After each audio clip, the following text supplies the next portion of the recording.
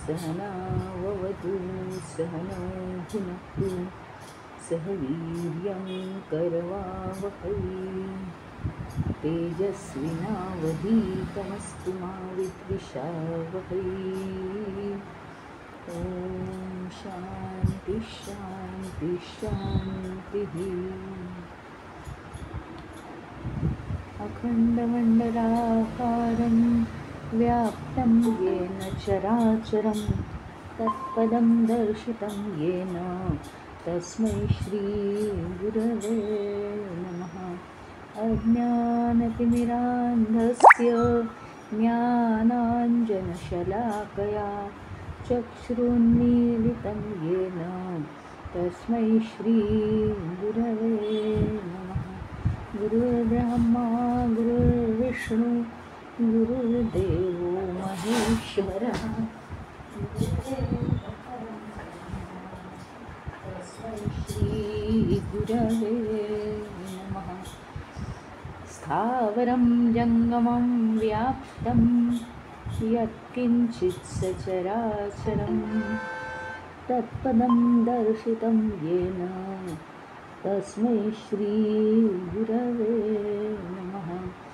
चिन्मयं व्यापि यत्सर्वं त्रैलोक्यं सचराचरं तत्पदं दर्शितं येन तस्मै श्रीगुरवे नमः।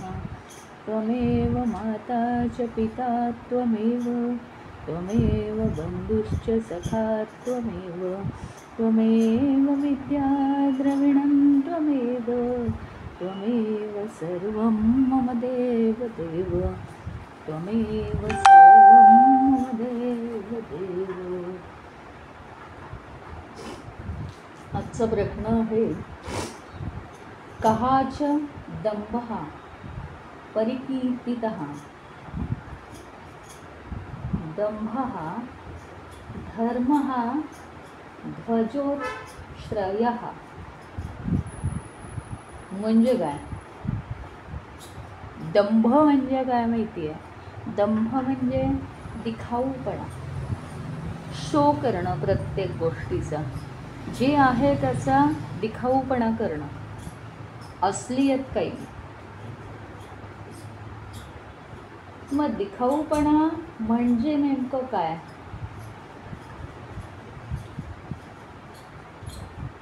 तर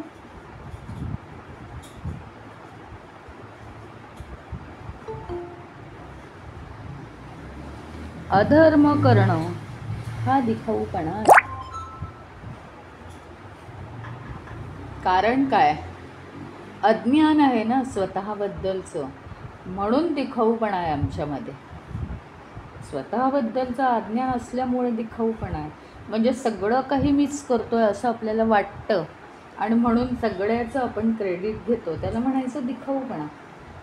म्हणजे आपलेच स्वतःचे गुण सारखे पुढे पुढे करून सांगणं, लोकांना पुढे पुढे करून दाखवणं. आता हे कशाच्या संदर्भात? कारण काय, परत जे जीवनात नियम न पाळल्यामुळे होतं काय की हे आता युधिष्ठिराचे चारही भाऊ गेलेले तिथे. जीवनाचा साधा नियम काय आहे? कोणी जर म्हणत असेल की मी विचारलेल्या प्रश्नांची उत्तरं दिल्याशिवाय तुम्ही तळ्याला हात लावू शकत नाही, तर कितीही तहान लागो पण अज्ञात ठिकाणी गेल्यावर त्या शक्तीची आज्ञा पाळली पाहिजे. आता हे त्यांनी आपल्या जीवनाचा नियम न पाळल्यामुळे, जीवनाचं हे महत्त्वाचं प्रिन्सिपल न ठेवल्यामुळे त्यांना त्यांचा अंत करावा लागलेला. आणि म्हणून त्या संदर्भामध्ये म्हणजे जीवनाचे नियम जे आहेत, ते किती कडक रीतीने आपण पाळले पाहिजेत, ह्याच्यासाठी हे सगळे प्रश्न आहेत. म्हणजे त्या दृष्टिकोनातून आपण पाहिलं पाहिजे. साधे साधे हे प्रश्न नाही आहेत, अत्यंत कडक उच्च स्तरावरचे हे प्रश्न आहेत. त्याच्यामुळे दिखाऊपणा म्हणजे इथे काय आहे माहिती का, की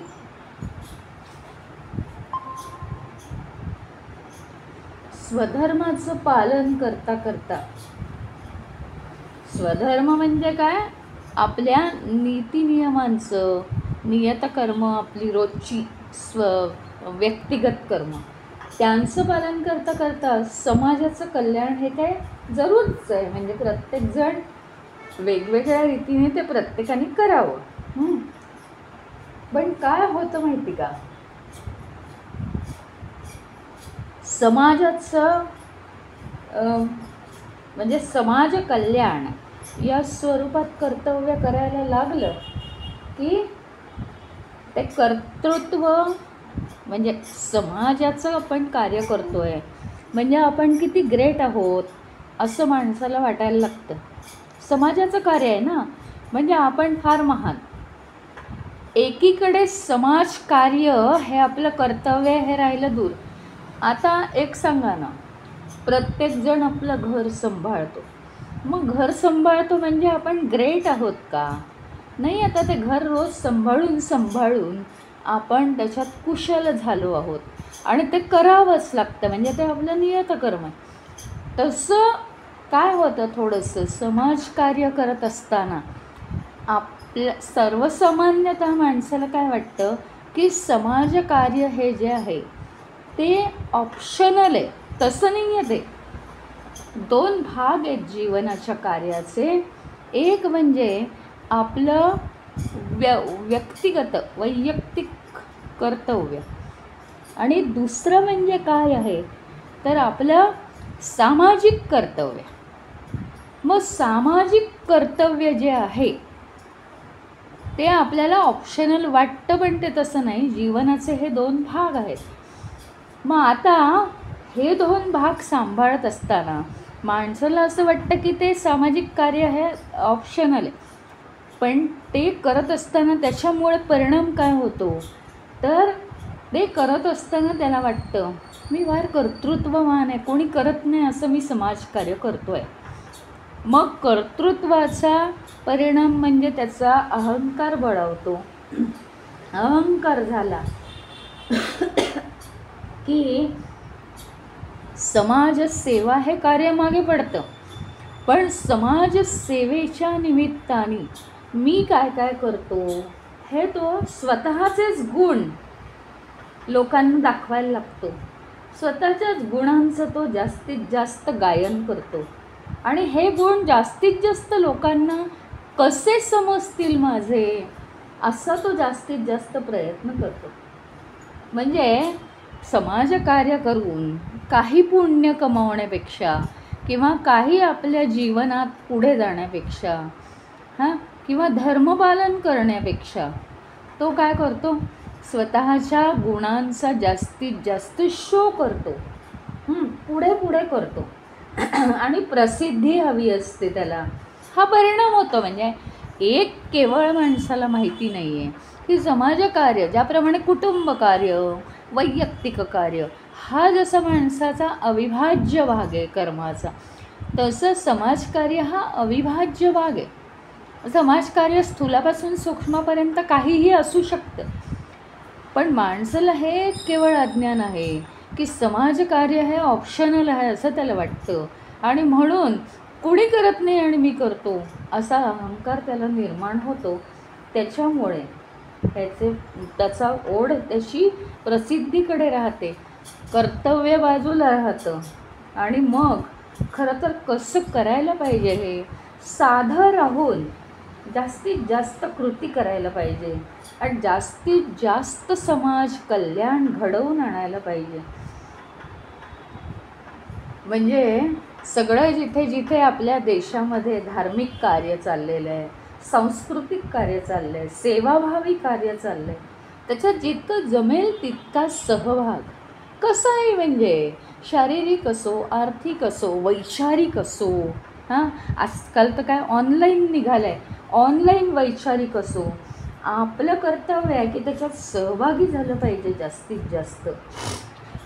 आणि म्हणून काय केलं पाहिजे, हां, दंभ करता कामा नये. दंभ नको आहे आपल्याला.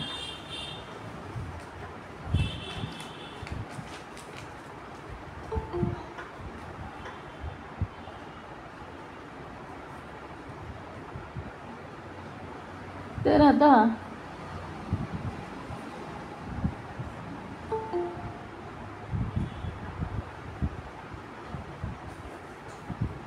पुढे आहे, किम तद दैवम परम प्रोक्तम, दैवम दानफलम प्रोक्तम.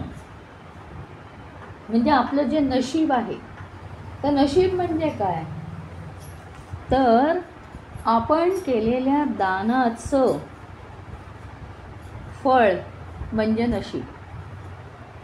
आता तुम्ही म्हणाल दानाविषयी किती प्रश्न आले वगैरे, तसं ते कंटाळवाणं नाही आहे. आता आपण केलेल्या दानाचं प्रतीक म्हणजे आपलं नशीब. हे एक मुद्देसूद इथे सांगितलेलं आहे की एक साधी गोष्ट आहे की आपण काहीतरी कृती करतो आणि ते परिणाम काय आहेत लगेचच आपल्याला जाणवत नाहीत बरं का. ते परिणाम लगेचच जाणवत नाहीत आपल्याला, कालांतराने जाणवतात. आणि त्याला आपण नियती म्हणतो. काहीही आपण केलं तरी त्याचे परिणाम लगेच येतच नाहीत. म्हणजे काही गोष्टींचे परिणाम लगेच दिसतात, पण अनेक गोष्टींचे परिणाम आपण करून जातो आणि नंतर त्याचे परिणाम कालांतराने येतात, काही काळानंतर येतात. त्याला नियती म्हणतात. आता आपण जी कृती करतो, वर्षापूर्वी केलेली असेल ती कृती, 10 वर्षापूर्वी केलेली असेल, 100 वर्षापूर्वी केलेली असेल, 500 वर्षापूर्वी केलेली असेल कृती, किंवा 10 जन्मांपूर्वी केलेली असेल, तरीसुद्धा त्या कृतीचा परिणाम कधीही येऊ शकतो. त्याच्यामुळे आपल्याला काय आहे, कृती आणि परिणाम याचं गणित माणसाला कधीच सोडवता येत नाही. मी काय केलं होतं, मी महिन्यापूर्वी काय केलं होतं म्हणून त्याचा हा परिणाम झाला असं आपल्याला जाणवेल का? कधी नाही. मी वर्षापूर्वी काय केलं होतं आठवत आहे का? काही नाही. आपण काय म्हणत राहतो माहिती का, मी तर चांगलंच वागतो पण माझ्याच नशिबी असं का, असं आपण म्हणत राहतो. पण तसं नाही आहे. ते कधीतरी आपल्या हातून काहीतरी झालेलं आहे आणि त्याच्यामुळे आपल्याला हे जे कृती आणि त्याचा परिणाम हे आपल्याला कधीच साधलेलं नाही आहे, कधीच नाही साधलेलं. आपल्याला ते गणित सोडता येणार नाही, कारण आपल्याला आत्ता कृती केली आहे आणि आत्ता त्याचे परिणाम दिसत आहेत असं आपल्याला कधीच जाणवत नाही. मग काय नेमकं आपल्या हातात राहतं? आपल्या हातात एकच गोष्ट राहते आणि ती म्हणजे चांगली कृती करायची, त्याचं फळ उत्तमच येणार आहे. एवढाच प्रयत्न करू शकतो आपण, बाकी आपल्या हातात काही नाही. आणि आता ह्याच्या पूर्वीची जी कृतींची फळं आहेत त्याचं काही आपण करूच शकत नाही ना, त्याला दोष कसा देणार? आपणच केलेली कृती आहेत, त्याची फळं आत्ता येत आहेत, ती चुपचाप भोगायची आहेत आणि नियती नेईल तिकडे जायचं. मग आपण असं नाही म्हणू शकत की मी तर इतकं चांगला वागतो आणि माझ्याच नशिबी असं का, असं नाही म्हणू शकत. कारण कृती आणि त्याचे परिणाम आपल्याला माहिती नाही आहेत. 10 जन्मांपूर्वी केलेल्या कृतीचे काही परिणाम असतील एकत्रितपणे, तर आपल्याला ते माहिती नाही आणि म्हणून नियतीने येईल तिकडे जायचं. परंतु आपल्या हातात एवढं आहे, हा अभ्यास आपण कशासाठी करायचा? आपल्या हातात एवढं आहे, ह्याच्या पुढे हे कष्ट पडू नये म्हणून केलेली प्रत्येक शारीरिक, वैचारिक आणि बौद्धिक प्रत्येक कृती आपली उच्च पाहिजे, म्हणजे त्याचे परिणामसुद्धा चांगले येतील. प्रत्येक वर्तमान काळ म्हणजे आत्ता आपण जे काय करू तेच भविष्य निर्माण करणार आहे एवढं आपल्याला एकदम पक्क माहिती आहे. आणि म्हणून फक्त उदात्त उच्च कृत्यांसाठी आपण कार्य करायचं आहे, हेच आपलं कर्तव्य. द्वेष आणि मत्सर कुणाचाही आपल्याला इतका वेळ नाहीच आहे. म्हणजे कर्तव्य जी आपण करतो आहोत आत्ता त्याच्यात द्वेष, मत्सर, गैरमार्गाने जाणं अशी कार्य जर आपण टाळली तर निश्चितच त्याचा परिणाम वाईट येणारच नाही. आणि दान हा अर्थ आलाय ना याच्यात, या प्रश्नामध्ये दानाविषयी सांगितलंय. दान म्हणजे काय हे आपण आत्तापर्यंत पाहिलं. आपण परवा असंही पाहिलं की दान म्हणजे काय, केवळ समाजाचं कल्याण. आता इथं दान त्याच्यापेक्षा मोठा अर्थ आहे की समाजाचं कल्याण म्हणजे काय, एखादी कृती नाही आहे फक्त, माझ्या एखाद्या सूक्ष्म विचारातून सुद्धा समाजाचं कल्याण झालं पाहिजे. दान म्हणजे परोपकार, दान म्हणजे दुसऱ्याचं कल्याण किंवा रक्षण. अगदी छोटीशी प्रार्थना कुणाबद्दल तरी केली, अरे ह्याला नोकरी मिळू दे, त्याचं कुटुंब त्याच्यावर अवलंबून आहे, परमेश्वरा त्याला नोकरी मिळू दे, अरे याचा ॲक्सिडेंट झाला, परमेश्वरा याला लवकर बरं होऊ दे. एवढीशी आपली प्रार्थना, पण अंतःकरणापासून जर ती प्रार्थना असेल तर ती प्रार्थना हे सुद्धा आपलं दान आहे. आणि त्या दानाचा जो परिणाम आहे त्याने आपलं नशीब घडणार आहे. आपलं आयुष्य काही फार स्वतंत्र नसतं. ही जी सगळी देवघेव आहे, आपण काय दिलं आहे तेच आपल्याला परत मिळणार आहे. आणि म्हणून अशा रीतीने आपण वेगवेगळ्या प्रकारे दान करून आपलं नशीब बदलू शकतो. त्याच्या पुढचा प्रश्न आहे, किम तत् पैशून्यम उच्यते पैशून्यम परदूषणम. म्हणजे काय, दुष्टपणा म्हणजे काय, दुष्टपणा म्हणजे काय, तर दुसऱ्याला दोष लावणं हाच मुळी दुष्टपणा. दुसऱ्याला काही ना काहीतरी दोष लावणं. दुष्टपणा म्हणजे काय, काठी घेऊन मारणं, धनुष्यबाणाने मारणं असं नाही आहे. दुष्टपणा याचा अर्थ दुसऱ्याचा वाईट विचार करणं किंवा त्याला दोष लावणं काही ना काहीतरी. हां, ज्याच्याप्रमाणे आपण दुसऱ्याचा राग, द्वेष, दुसऱ्याचा क्रोध करू नये, त्याच्याप्रमाणे दुसऱ्याला दोष देणं ह्याचासुद्धा परिणाम अत्यंत वाईट आहे. कारण तसं करताना होतं काय माहिती का, आपण ज्यावेळी दुसऱ्याला दोष देत असतो त्यावेळी आपल्या मनातून त्याच्याबद्दल असो कोणाबद्दल असो वाईट विचारांचं वातावरण तयार होतं. आणि त्या वाईट प्रवृत्ती आपल्यामध्ये जागृत होतात.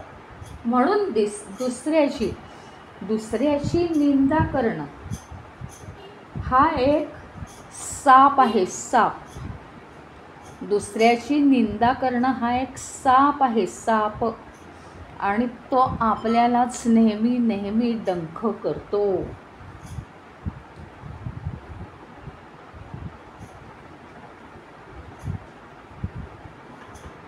खरं तर काय आहे माहिती आहे, आपले स्वतःचे प्रश्न सोडवण्यासाठी आपल्या जीवनात थोडासाही वेळ नाही आहे.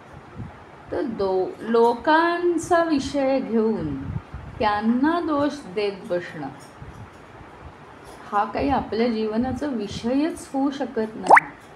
कारण आता 100 वर्षही आपलं आयुष्य नाही आहे. तर ते आपण लिमिट ठरवून टाकायला पाहिजे. आपल्या जीवनाचा वेळ आपण वाया घालवत असतो जेव्हा आपण दुसऱ्याला दोष देतो तेव्हा.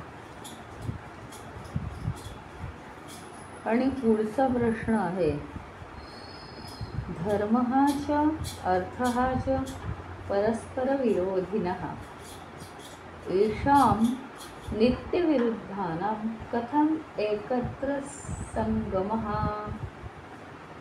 यदा धर्मः च भार्या च परस्पर वशानुगौ सदा धर्मार्थकामानां त्रयाणाम अपि संगमः. हा प्रश्न खूप मोठा आहे, याचा अर्थ सांगते.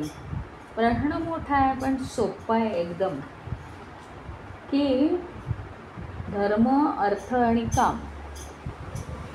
धर्म, अर्थ आणि काम हे एकमेकांचे काय आहेत? विरोधक आहेत. हां, धर्म, अर्थ आणि काम हे एकमेकांचे विरोधक आहेत. मग कोणत्या परिस्थितीत हे सगळे एकत्र राहतात? आपण म्हणतो धर्म, अर्थ, काम, मोक्ष, धर्म, अर्थ, काम, मोक्ष असं आपण सारखं एकत्र म्हणतो. त्यातलं मोक्ष हा तर कठीणच आहे, म्हणजे माणसाने खूप प्रयत्न करायला पाहिजे. पण ते जाऊ दे. धर्म, अर्थ, काम हे संसारी माणसासाठी या 3 गोष्टी आहेत आणि ते आपण एकत्र म्हणतो. कशाच्या जीवावर एकत्र म्हणतो? खरं तर हे 3ही कसे आहेत? हे स्वतंत्र आहेत आणि हे काय आहेत? एक करायला गेलं की दुसऱ्याचं पालन होत नाही. ते परस्पर विरोधी आहेत, एकमेकांच्या विरोधात आहेत ते. मग त्यांना एकत्र कसे काय ते राहतात? त्यांची नावं एकत्र कशी काय घेतली जातात? मग जेव्हा त्याच्यात उत्तर असं आहे, जेव्हा पत्नी धर्माचं पालन करते तेव्हा हे सगळे एकत्र राहू शकतात.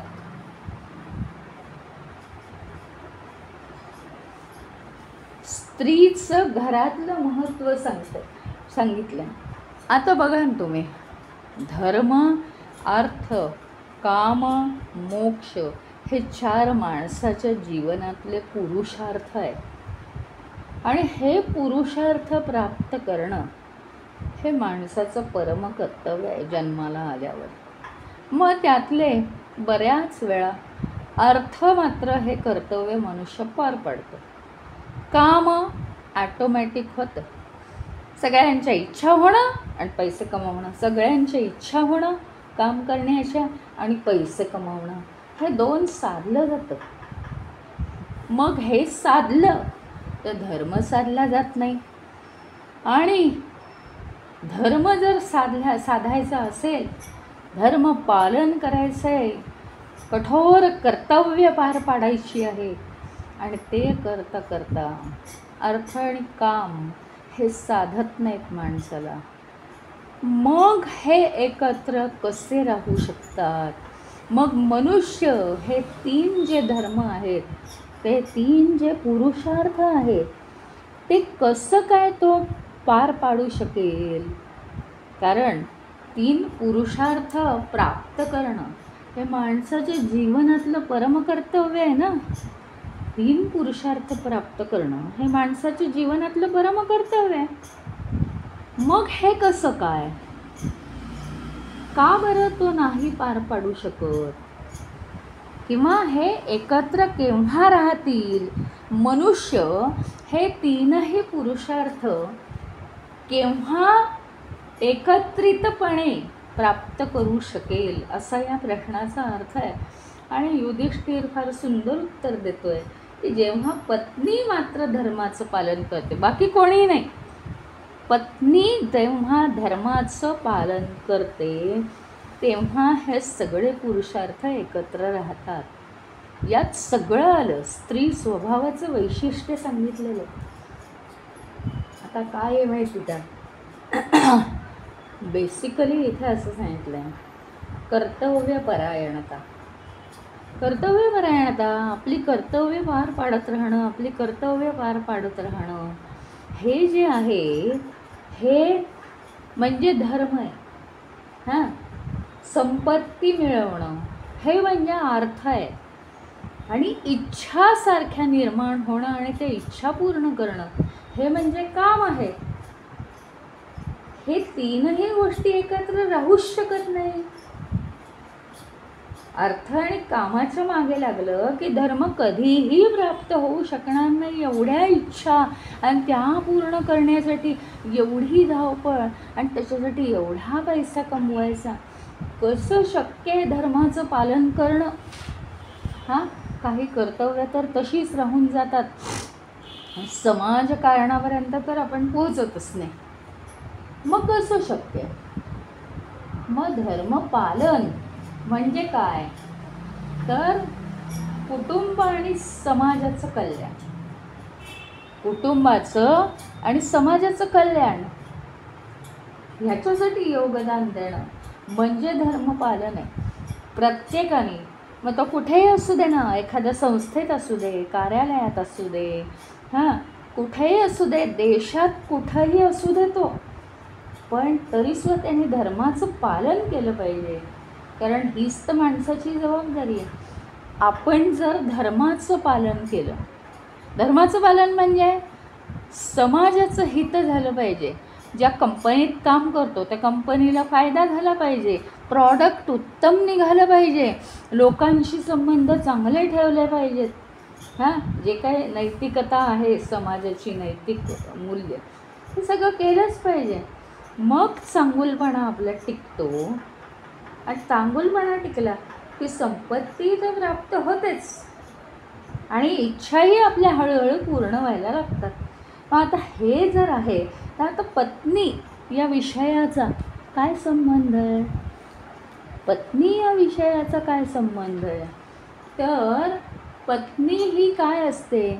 सुखदुःखामध्ये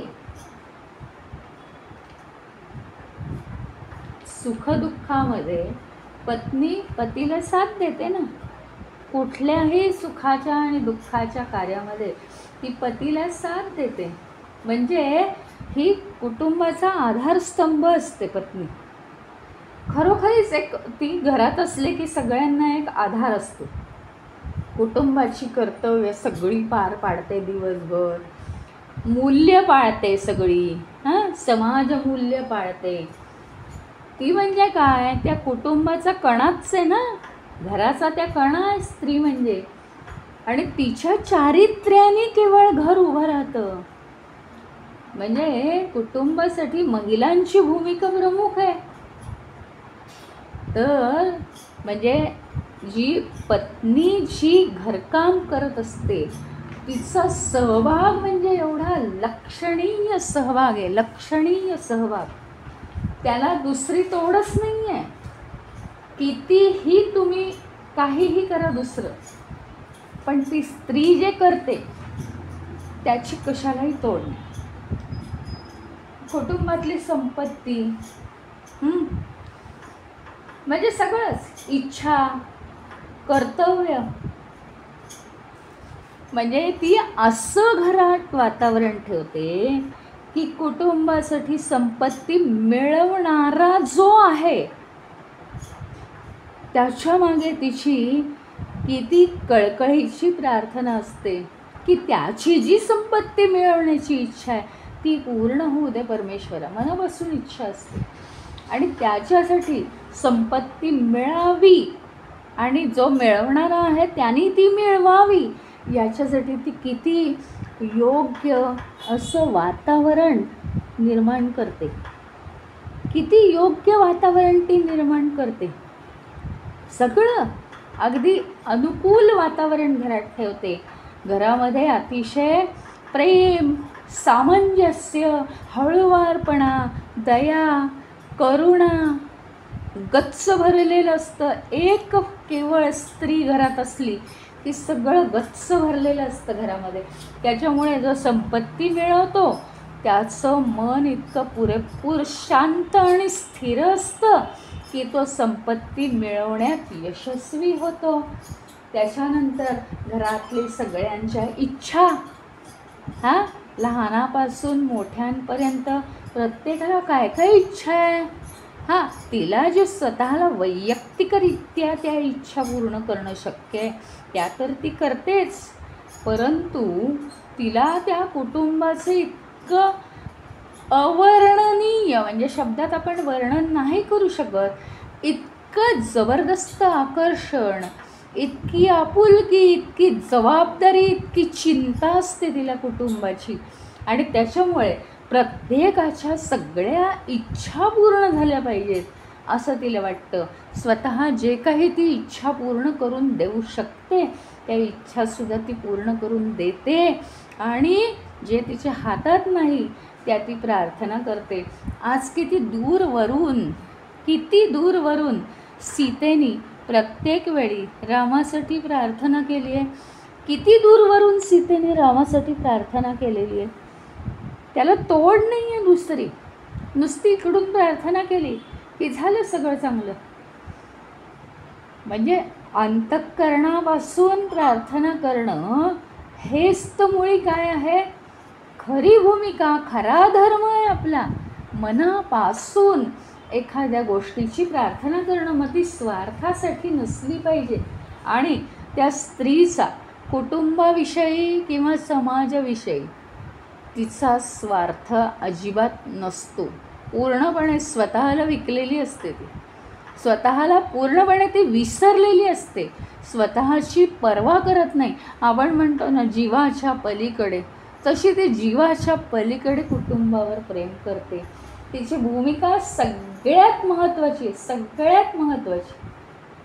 तिच्या सगळ्या कृती आज जर तसं पाहिलं तर कुटुंबावर अतिशय प्रेम करायचं, हां, कुटुंबाला जे जे हवं आहे ते ते द्यायचं, हां, त्याच्यानंतर कुटुंबाच्या सगळ्या गरजा पूर्ण करायच्या. प्रत्येक कुटुंब हे काय एक व्यक्ती नाही आहे तो कुटुंब. म्हणजे ज्या कोणी व्यक्ती आहेत घरात, लहान मोठ्या सगळ्या ज्या कोणी आहेत, त्यांची सगळ्यांची सेवा शुश्रूषा, त्यांच्या प्रत्येकाच्या मनात काय काय आहे त्या संबंधी ईश्वराला साकडं घालायचं. घरामध्ये अत्यंत प्रेमाचं नातं निर्माण करायचं. घराबद्दल तिला असलेली तळमळ, तिची ओढ, हां, तिचं आकर्षण. आणि प्रत्येक जण, ज्या घरामध्ये स्त्री आहे, प्रत्येक जण त्या कुटुंबातलं सुखावतो. इतकी जादुई भूमिका आहे तिची. प्रत्येक जण नुसतं तिच्या अस्तित्वाने सुखावतो. खरं तर काय म्हणतात माहिती का, स्त्री ही एक देवताच आहे.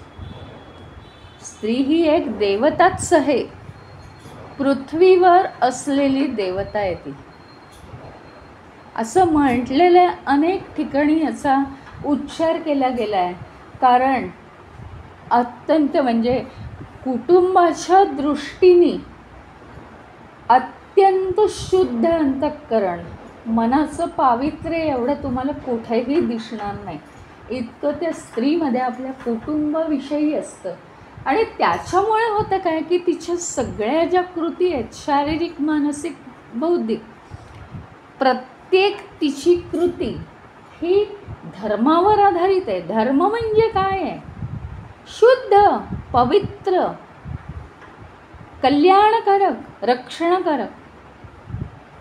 संपूर्ण घरातल्या लोकांचं कल्याण करते ती, रक्षण करते. त्याच्यामुळे तिचं सगळं वागणं जर धर्मावर आधारित आहे, मग धर्मावर आधारित असल्यामुळे अर्थ आणि काम आपोआप साधतात.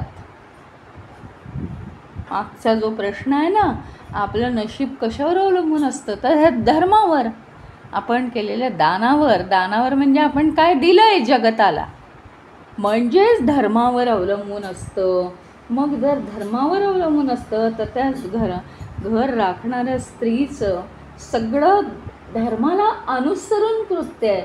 आणि म्हणून धर्म याच्याबरोबर अर्थ आणि काम हे एकरूप होऊन जातात. त्याच्यामुळे सगळ्या जबाबदाऱ्यांचं एकत्रीकरण होतं आणि तिच्याविषयी सगळ्यांना घरामध्ये आदर राहतो.